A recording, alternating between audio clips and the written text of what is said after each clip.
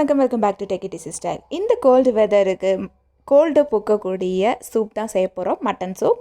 அதுக்கு தேவையான பொருள் பார்த்தலாம். ஒரு குக்கரில் 2 பச்சை மிளகாய் நடுவால் ஸ்லிட் பண்ணி ஆட் பண்ணிக்கிறேன். ஸோ இன்றைக்கி நான் வந்து 1/2 கிலோ மட்டனுக்கு 2 பச்சை மிளகாய் எடுத்துக்கிறேன். அதை தவிர பெப்பர் கூட ஆட் பண்ண போகிறேன். அதுக்கேற்ற மாதிரி காரத்துக்கு ஏற்ற மாதிரி நீங்கள் ஆட் பண்ணிக்கோங்க. ஒரு பட்டை, 2 கிராம்பு, 5 பல்லு பூண்டு, 5 சின்ன வெங்காயம். ஸோ இங்கே மட்டன் வந்து நான் பார்த்திங்கன்னா மேக்ஸிமம் வந்து நெஞ்செலும்பாக இருக்கிற மாதிரி குவான்டிட்டியில் எடுத்திருக்கேன். ஸோ அந்த மாதிரி எடுத்திங்கன்னா இந்த கோல்டு வெதருக்கு நம்ம சளியை போக்கக்கூடிய சக்தி அதுக்கு இருக்குது.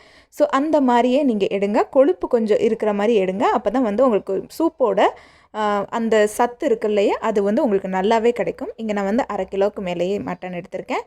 ஸோ அதை ஆட் பண்ணிக்கிறேன். ஸோ நல்லா மஞ்சள் பொடி போட்டு கழுவி எடுத்தது தான். ஸோ டேரெக்டாக குக்கர்லேயே இதெல்லாம் நான் சொன்ன பொருள்லாம் ஆட் பண்ணிக்கோங்க.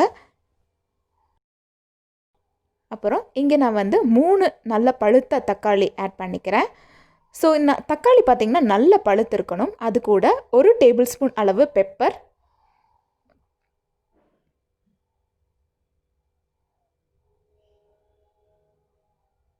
தேவையான அளவு உப்பு,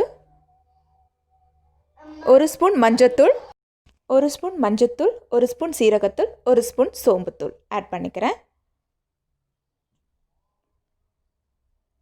ஸோ இதுக்கு நீங்கள் கரம் மசாலாலாம் ஆட் பண்ணாதீங்க. ஆல்ரெடி வந்து நம்ம பட்டை கிராம்பை ஆட் பண்ணியிருக்கோம்.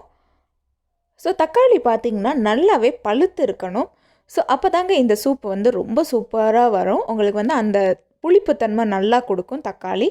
ஸோ மேஜர் ரோல் வந்து தக்காளியும் மட்டனும் தான் இந்த சூப்புக்கு வந்து உங்களுக்கு ஹீரோ ஆஃப் த சூப்னு சொல்லுவாங்க. ஸோ அடுத்து வந்து தேவையான அளவு தண்ணி. இங்கே வந்து நான் ஒரு கப் அளவு தண்ணி ஊற்றிருக்கேன். 1லேருந்து 1.5 கப் அளவு தண்ணி ஊற்றிக்கோங்க. ரொம்ப தண்ணி ஊற்ற வேணாம். மூடி போட்டு க்ளோஸ் பண்ணி 5 விசில் வச்சு எடுத்தோன்னா நம்மளோட அருமையான மட்டன் சூப் தயார்.